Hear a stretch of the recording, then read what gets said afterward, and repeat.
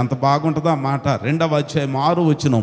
కోయు వారి మీద ఉంచబడిన ఆ పనివాడు ఈమె మోయాబు దేశము నుండి నయోమితో కూడా తిరిగి వచ్చిన మోయాబీయురాలైన యవనరాలు. ఎంత బాగుందండి, ఒక మంచి సాక్ష్యం. ఏమి ఖాళీ చేసింది ఈమె? మోయాబు దేశాన్ని ఖాళీ చేసింది. మోయాబు దేశంలో ఓర్ప ఆ స్థలం ఖాళీ చేయకుండా ఉంది.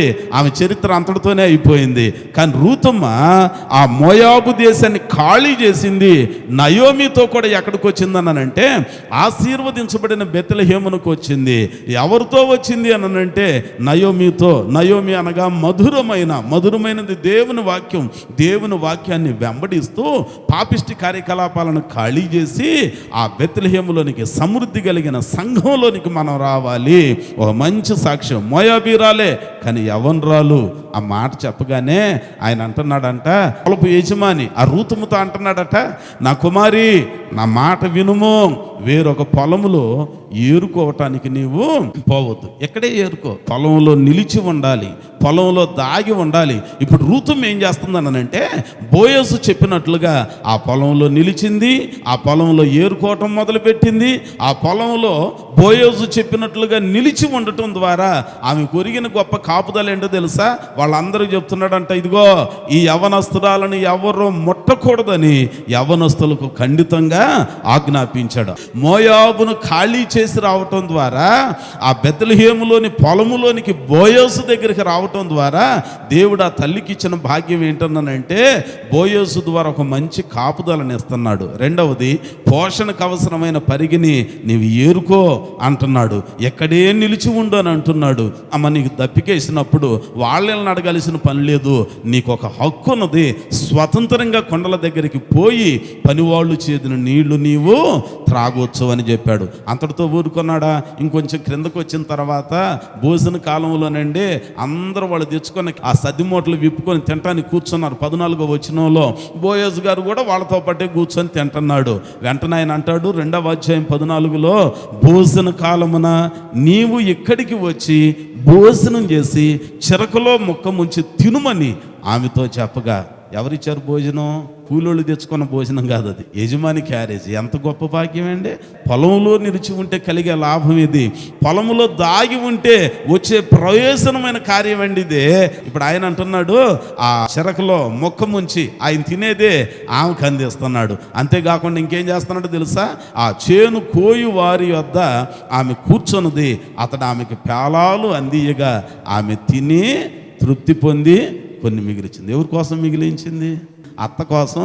కానీ ఆ రోజునండి రూతుమ్మ చరిత్ర ఎంత ఘనంగా లిఖించబడటానికి గల కారణం ఏంటంటే, నన్ను ఇందాక తీసుకొచ్చిన నా అత్తను గురించి నేను ఆలోచించాలనుకున్నది ఆమె తిని తృప్తి పొంది కొన్ని మిగిలించింది. అసలు మిగిల్చాల్సిన పని లేదు, ఆమె చాలా అవి కూడా తినొచ్చు. కానీ తన అత్త కోసం కొన్నింటిని మిగిలించింది. మనం ఎవరి కోసం మిగిలించాలి?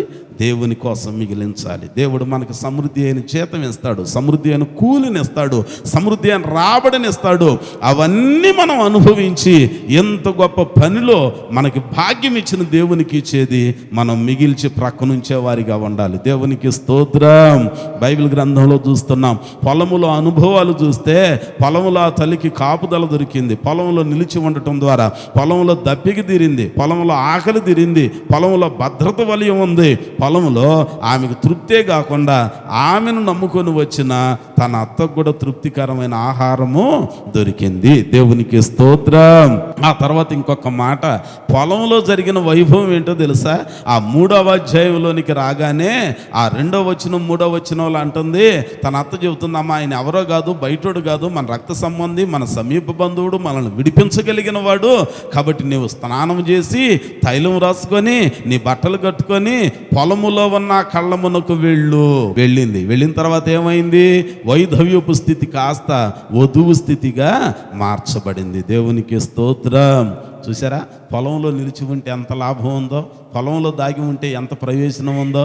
ఎవరైతే పొలములో నిలిచి ఉంటారో, ఎవరైతే పొలంలో దాగి ఉంటారో, ఎవరైతే దేవుని సంఘంలో సహవాసంలో పరిశుద్ధుల గుంపులో ఉంటారో అట్టి వారికి తగిన కాలంలో దేవుడు గొప్ప మేలు చేస్తాడు. యోబు జీవితాన్ని జ్ఞాపకం చేసుకుంటే 10 మంది బిడ్డలు రాలిపోయారండి, యావదాస్తి మాయమైపోయిందండి, ఆరోగ్యం దెబ్బతినిపోయింది, దాదాపుగా చావుకు చేరువయ్యాడు, గోతికి సిద్ధమైనట్టుగా ఉన్నారు, అందరూ విడిచిపెట్టారు. కానీ అతడు మాత్రం దేవుని విడవల. పొలానికి సాదృశ్యంగా ఉన్న దేవుని ఉపదేశ ప్రకారం నిరీక్షణలో నిలిచి ఉన్నాడు. అందుకే తగిన కాలం వచ్చింది. 42వ అధ్యాయం చివరిలోనికి రాగానే యోబును మొదట ఆశీర్వదించిన దానికంటే 2 అంతలుగా యెహోవా ఆశీర్వదించాడు. నిలవాలి, పొలములో మనం నిలిచేవారిగా ఉండాలి. ఉంటున్నామా? మనం సంఘంలో నిలిచి ఉంటున్నామా?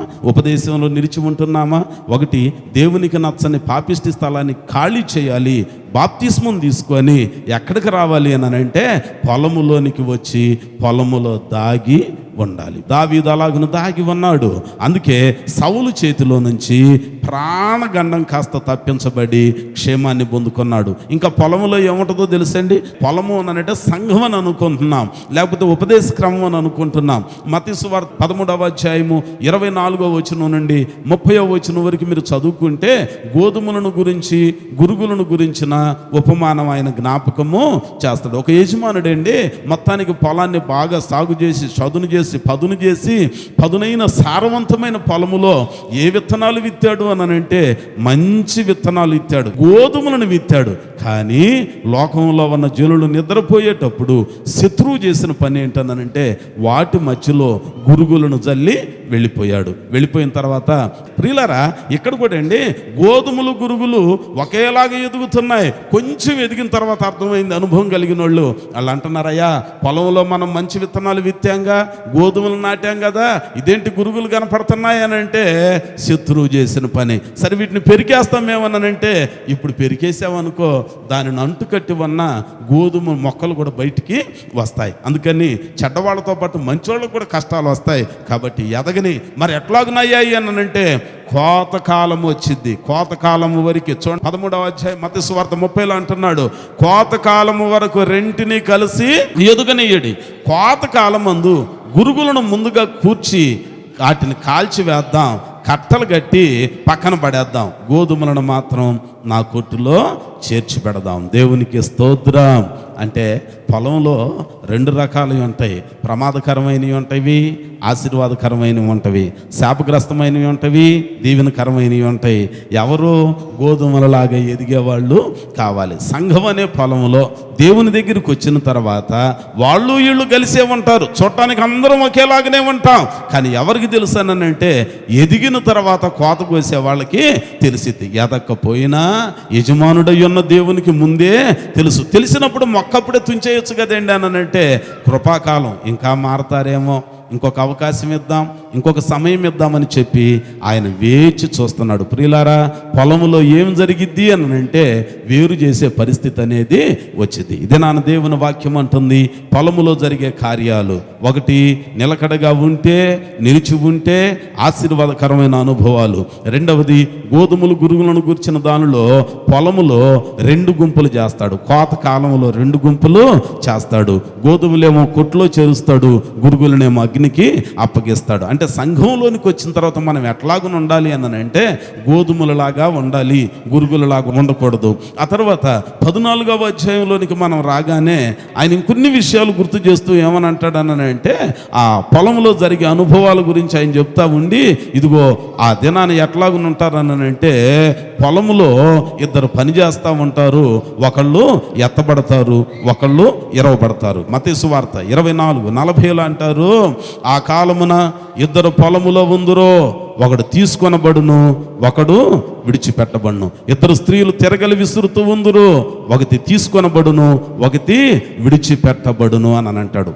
పొలం యొక్క అనుభవాలు ఏంటనంటే పొలంలో నిలిచి ఉంటే మన జీవితం మారిద్ది, మన బ్రతుకు మారిద్ది. వైధవ్యపు స్థితి వధువు స్థితిగా మారినట్లుగా ఎన్నిక లేని శాపగ్రస్తమైన మోయాబీరాలు ఆశీర్వాదకరమైన యేసయ్యకి జననం ఇచ్చిన వంశావళిలో చేర్చబడినట్లుగా మనం కూడా చేర్చబడతాం, ఆశీర్వదించ ఆశీర్వదించబడతాం. అందుకని మనం కూడా ఎక్కడ ఉండాలి ఇప్పుడు అనంటే సంఘం అనే పొలములో నిలిచి ఉండాలి.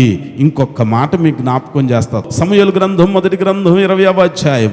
ఈ మాటలు మనం చదువుకుంటా ఉంటే దావీదు సౌలు చేతిలో నుంచి మరణములో నుండి తప్పించుకోవటానికి గల కారణం ఏంటనంటే అతడు యోనాతాను చెప్పినట్లుగా విని ఆ సౌలు ఎదుటికి రాకుండా స్థలాన్ని ఖాళీ చేశాడు. రెండవది పొలంలో దాగి ఉన్నాడు. మూడవది ఏం చేస్తున్నాడు అనంటే 20వ అధ్యాయము 23వ వచనంలో జ్ఞాపకం చేసుకుంటే అంటున్నాడు, ఏమని అంటున్నాడు తెలుసా? అయితే మనమిద్దరము మాట్లాడిన సంగతిని జ్ఞాపకము చేసుకొనుము, నీకును నాకును సర్వకాలము యెహోవాయే సాక్షి. అక్కడేమో సౌలు ప్రమాదభరితుడు, మనకేమో అపవాది పాపం ప్రమాదభరితమైంది. ఆ తర్వాత వాక్యం జ్ఞాపకం చేస్తుంది, అక్కడేమో సౌలు ఎదుటి నుంచి ఖాళీ చేశాడు, మన పాపములో నుంచి లోకములో నుంచి ఖాళీ చేసి సంఘం అనే పొలములోనికి వచ్చి దాగి ఉండాలి. దాగిన మనం ఏం చేయాలనంటే ఇంకొకటి జ్ఞాపకం చేసుకోవాలి. వాళ్ళేమో యోనాతాను దావీదు ప్రాణరక్షణకు ఉపయోగపడ్డాడు, మనకేమో యోనాతాను కంటే శ్రేష్టమైన యేసు ప్రభువు వారు మన ప్రాణరక్షణకు ఉపయోగపడి మన రక్షణ కోసమైన బలియాగంగా అర్పించబడ్డాడు. ఇప్పుడు ఈయన 23వ వచనంలో అంటున్నాడు, మనమిద్దరము మాట్లాడిన సంగతి ఏం చేయాలంట? జ్ఞాపకము చేసుకో, నీకును నాకును సర్వకాలము యెహోవాయే సాక్షి. ఎవరంటున్నారు ఈ మాటని? యోనాతాను దావీదు సంభాషణలో మాట్లాడుతూ అంటున్నాడు, ఇదిగో నేను నీకు చెప్పాగా. ఎక్కడ చెప్పాడు ఈ మాట ఆయన అంటే ఆ 20వ అధ్యాయం 14 నుంచి 20వ వచనం వరకు కొన్ని విషయాలు చెప్తాడు. నువ్వు పొలంలో దాగి ఉండో, నీకు అపాయం ఏమన్నా లేకపోతే బాణం వేసి నేను ఈ మాట చెబుతా, ఒకవేళ అపాయం ఉంటే బాణం వేసి నేను పెద్దగా ఈ మాట చెబుతా, ఈ రెండు జాగ్రత్తగా గుర్తుపెట్టుకో అని అంటున్నాడు. జ్ఞాపకము చేసుకోవాలి. సంఘంలోనికి వచ్చిన తర్వాత పొలంలో దాగిన తర్వాత మనం కూడా మరణం నుండి నరకం నుండి తప్పించబడాలి అని అంటే ఏం చేయాలటండి? జ్ఞాపకం చేసుకోవాలి. ఏ జ్ఞాపకం చేసుకోవాలి? యోనాతాను దావీదుల సంభాషణని జ్ఞాపకం చేసుకున్నారు. మనమేమో యేసు ప్రభు వారు చేసిన మేలుని ఉపకారాన్ని జ్ఞాపకము చేసుకోవాలి. 103వ దావీదు కీర్తనలో భక్తుడైన దావీదు అంటున్నాడు, నా ప్రాణమా యెహోవాను సన్నుతించు, నా అంతరంగంలో ఉన్న సమస్తమైన పరిశుద్ధ నామాన్ని సన్నుతించు అని అంటున్నాడు. ఆయన చేసిన ఉపకారములలో దేనిని మరవకు. జ్ఞాపకం చేసుకునే వారిగా ఉండాలి. దేవుడు చేసిన మేలులు జ్ఞాపకానికి తెచ్చుకోవాలి. ఆయన చేసిన ఉపకారాలు జ్ఞాపకానికి తెచ్చుకోవాలి. వాక్యం అంటుంది జ్ఞాపకం చేసుకోవాలి. జ్ఞాపకం చేసుకునే వారిగా ఉండాలి. ఈరోజు వాక్యం జ్ఞాపకం చేస్తుంది, దేవుని మాటలు మనకు గుర్తు చేస్తున్నాయి. ఆయన అంటున్నాడు జ్ఞాపకం చేసుకోవాలి. యోనాతాను దావీదుల సంభాషణలో వాళ్ళ నిబంధనని గుర్తు చేసుకొని అంటున్నాడు, జ్ఞాపకం చేసుకో, నీకును నాకును సర్వకాలము యెహోవాయే. జ్ఞాపకం చేసుకోవాలి. దేవుడు చేసిన మేలులు జ్ఞాపకం చేసుకోవాలి. మందిరానికి రాకముందు మన పరిస్థితులు ఎట్లాగున్నాయి, ప్రార్థనకు రాకముందు మన పరిస్థితులు ఎట్లాగున్నాయి, ప్రార్థనకు అలవాటైనాక నీ పరిస్థితులు ఎట్లాగుంటున్నాయి, ప్రభు దగ్గరికి వస్తూ పోతూ ఉన్న తర్వాత నీ పరిస్థితులు ఎట్లాగుంటున్నాయి, సంఘంలోనికి వచ్చిన తర్వాత సహవాసంలో నిలిచిన తర్వాత నీ జీవితం ఎలాగును దీవించబడింది. జ్ఞాపకం చేసుకుంటున్నావా? సంఘంలోనికి సహవాసంలోనికి ఏ క్షేమం లేకుండా వచ్చిన వాళ్ళు ఉన్నారు, క్షేమాన్ని పొందుకున్నారు. ఏదో ఒక ఉద్యోగాన్ని పొందుకున్న వాళ్ళు ఉన్నారు, ఏదో ఒక మేలు పొందుకున్న వాళ్ళు ఉన్నారు. రేపు పరలోక రాజ్యంలో చోటు రావాలి అని అంటే దేవుడు చేసిన మేలును మనం జ్ఞాపకానికి తెచ్చుకోవాలి, మర్చిపోకూడదు. దావీదు జీవితంలో దావీదు అలాగున ఆశీర్వదించబడటానికి గల కారణం అతడు జ్ఞాపకం చేసుకునేవాడు. 103వ కీర్తనలో చెప్పాడు, మనం కూడా అట్లాగున్న మేలులు జ్ఞాపకం చేసుకునే వారిగా ఉండాలి. నాయన దావీదా, నువ్వు సౌలు చేతిలో ప్రాణం పోగొట్టుకోకుండా కాపాడుకోవటానికి గల కారణం ఏంటి అని అంటే యోనాతాను చెప్పిన మాట విన్నాడు, ఆయన పొలంలోనికి పారిపోయి దాగి ఉన్నాడు. మనం కూడా సువార్థికుడు, దేవుని సేవకులు, దేవుని మాటలు చెప్పే బోధకులు, కాపరులు, వాళ్ళు చెప్పే వాక్యం వినాలి. పాపిష్టి స్థలాలను ఖాళీ చేయాలి. బాప్తిస్మం ద్వారా సంఘం అనే పొలంలోనికి రావాలి. వచ్చిన మనం అందులో నిలిచి ఉండాలి, దాగి ఉండాలి. ఆయన చేసిన మేలులన్నీ జ్ఞాపకం చేసుకోవాలి. 20వ అధ్యాయం 41వ వచనం చూద్దాం. ఆ పనివాడు వెళ్ళిపోయిన వెంటనే దావీదు దక్షిణపు దిక్కు నుండి బయటికి వచ్చి 3 మార్లు సాష్టాంగ నమస్కారం చేసిన తరువాత వారు ఒకరినొకరు ముద్దు పెట్టుకొనుచు ఏడ్చుచుండిరి. ఎవరాళ్ళు? భార్యాభర్తలు కాదు, ఏశావు యాకోబుల్లాగా అన్నదమ్ములు కాదు, ఏమండే నయోమి రూతుమ్మలలాగా అత్తా కోడలు కాదండి. వీళ్ళు వాళ్ళు కాదు. ఎవరో తెలుసు, వీళ్ళు స్నేహితులు. స్నేహం తర్వాత బావబామర్దులు యోనాతాను, దావీదు ఈయనకి స్నేహితుడు కాకముందు మందగాసే మంద కాపరి యోనాతానేమో రాకుమారుడు, సౌలు యొక్క కుమారుడు యోనాతాను. ఇప్పుడు యోనాతాను హృదయం దావీదు హృదయంతో కలిసిపోయింది, పెనవేయబడింది.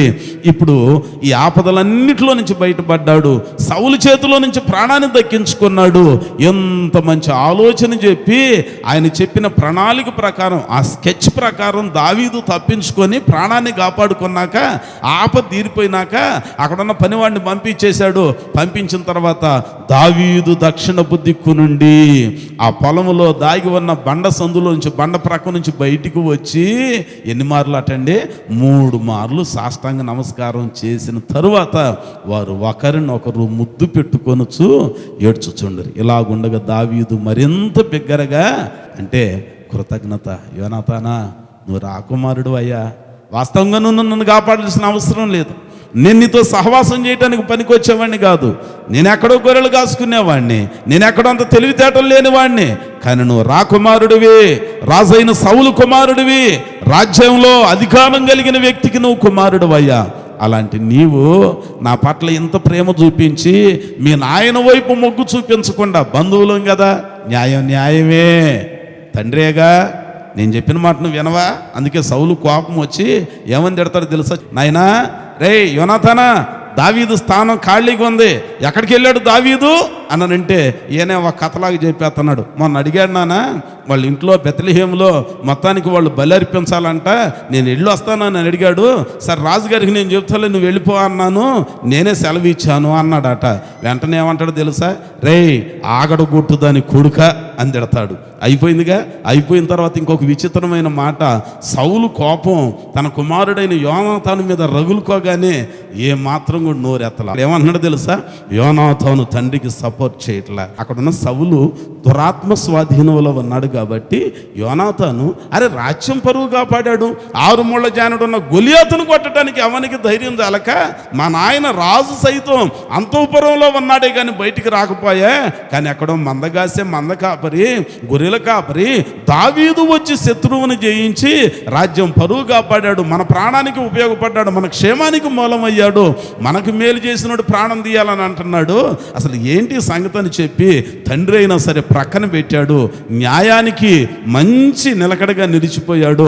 యోనాతాను అంటున్నాడు, నేను తండ్రిని కదా, నువ్వు నాకు చెప్పకుండా నువ్వు సెలవు ఇవ్వటం ఏంటిరా అని చెప్పి ఆ సౌలు కోపం వచ్చి యోనాతాను తిడతంటే తల వంచుకున్నాడు, కానీ దావీదు ఉన్న స్థానం చెప్పలా. దావీదును బెత్లెహేముకు పంపించలా, ఏనే దాచిపెట్టాడు పొలంలో. తండ్రి కదా, నాకు సపోర్ట్ చేయకుండా నువ్వు ఎవడికో సపోర్ట్ చేస్తావేంటి అని అంటే, అతడు ఎవడో కాదో మన రాజ్యం పరువు కాపాడినోడు, మన రాజ్యానికి క్షేమాన్ని ఇవ్వటానికి 6 ముళ్ళ జానుడు ఉన్న గొలియాతును చంపినోడు, ప్రాణాలకు తెగించిన ప్రేమ కలిగిన త్యాగశీలుడు అతను, దేవుని కోసం రోషంగా నిల్చున్నవాడు అతడు, అతని కోసం నేను నిల్చోవటంలో తప్పేమీ లేదు. తండ్రి తిడుతున్నాడు, తండ్రి కోపం ఎక్కువైపోయింది. అయినా సరే యోనాతాను అవేవి చెవిన పెట్టక దావీదు క్షేమాన్ని మనసులో ఉంచుకున్నాడు. ఈ సంగతి అంతా తెలుసుకొని దావీదండి మరి బిగ్గరగా ఏడ్చాడంట.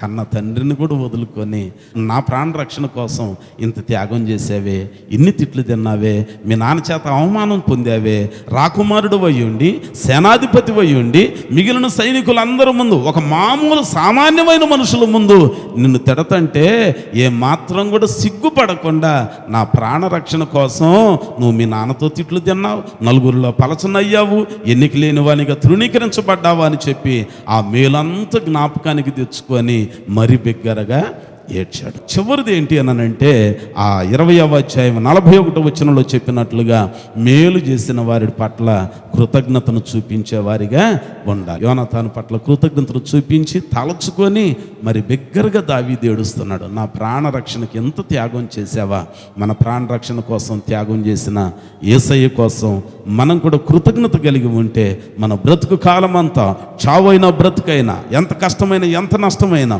మేలైనా కీడైనా, ఏమన్నా ఏమి లేకపోయినా నా యేసు కోసం నేను ఉంటానని చెప్పి ఆ కృతజ్ఞతతో కూడిన తీర్మానం మనం కూడా తీర్మానించుకుంటే ప్రభు మన ప్రాణానికి రక్షణ, అంటే మన ఆత్మని పున్నామ నరకం నుంచి విమోచిస్తాడు. నరక పగినగుండా శ్రమలలో నుంచి తప్పించడమే కాకుండా ప్రపంచ వినాశనపు యుగాంతపు శ్రమలలో కూడా మనం ఉండకుండా ఎత్తబడే గుంపులో ఉంచి భద్రంగా 7 ఏండ్ల పరిశుద్ధిలో విందులో ఉండే భాగ్యాన్ని దేవుడు దయచేస్తాడు. ఆ రీతిగా మనల్ని మనం సిద్ధపరచుకోవటానికి ప్రభువాక్యం మనకు సహాయం చేయునుగాక. దేవుడి మాటలు మన వినికిడిలో ఫలింప చేయునుగాక. ప్రారంభంలో చూస్తే సౌలు చేతిలో ప్రాణగండం దావీదుకి, పొంచి చూస్తున్నాడు ప్రాణం తీయాలని.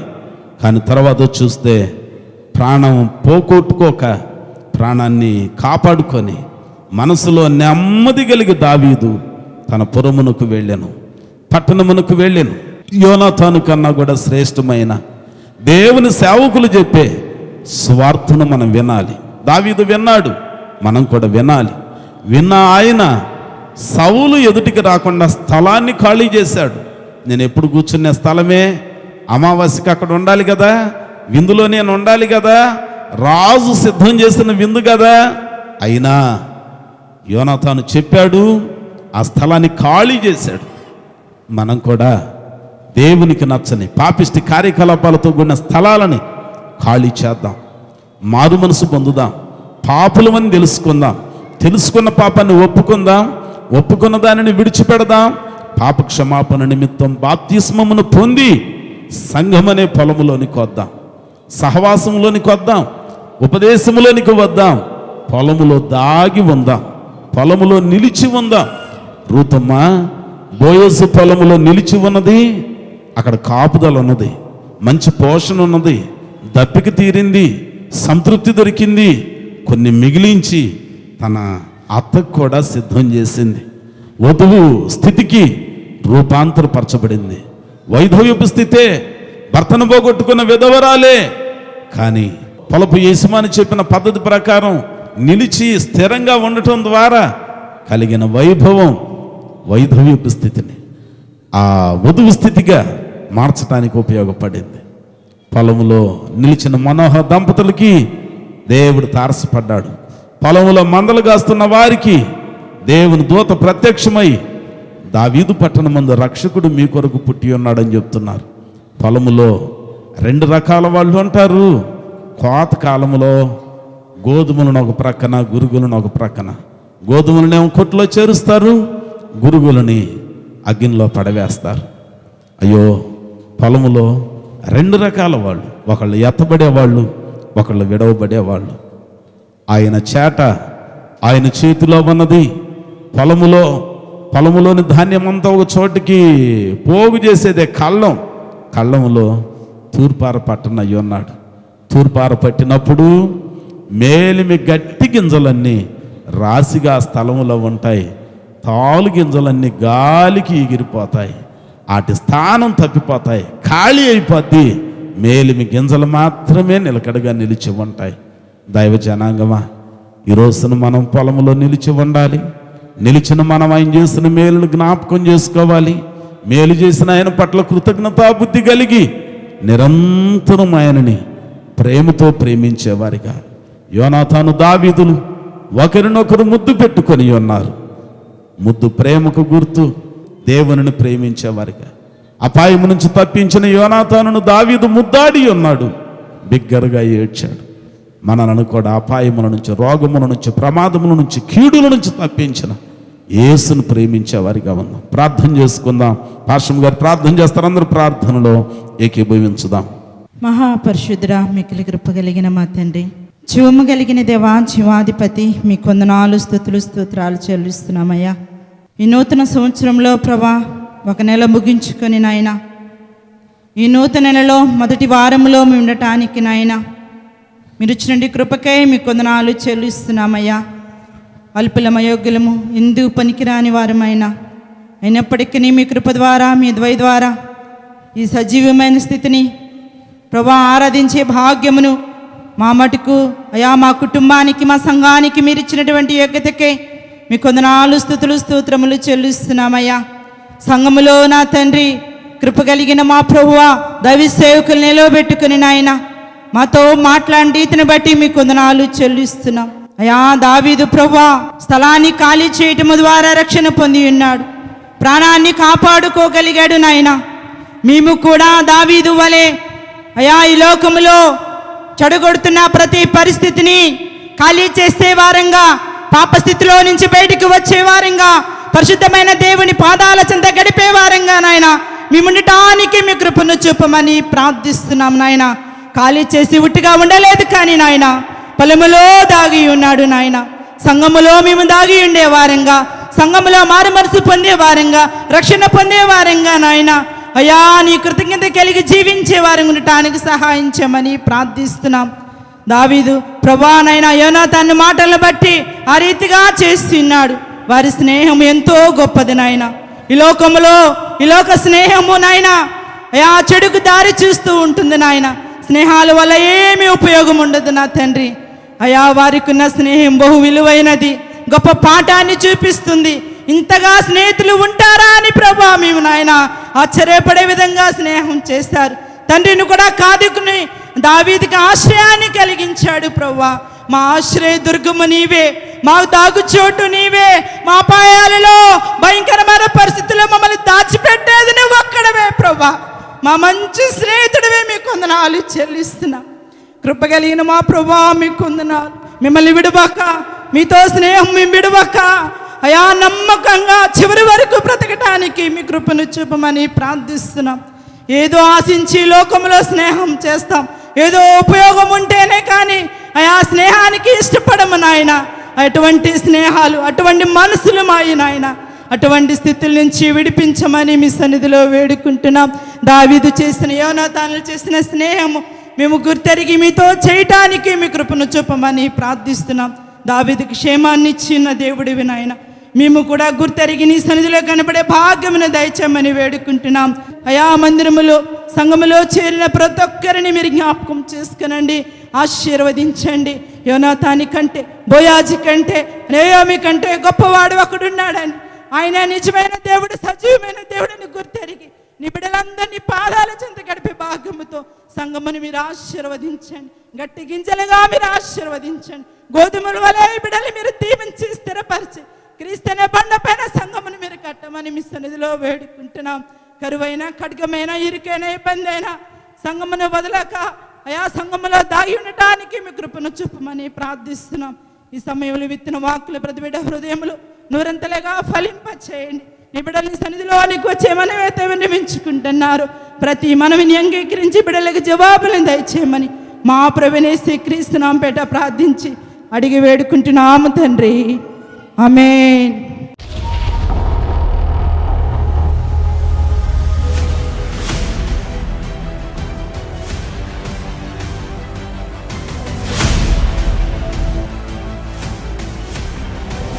దేవుని కొరకు రోషం కలిగిన వారిగా ఉండాలి, రోషం కలిగిన సైనికులుగా ఉండాలి, రోషం కలిగిన ప్రార్థనా పరులుగా ఉండాలి, రోషం కలిగిన భక్తి పరులుగా మనము ఉండాలి.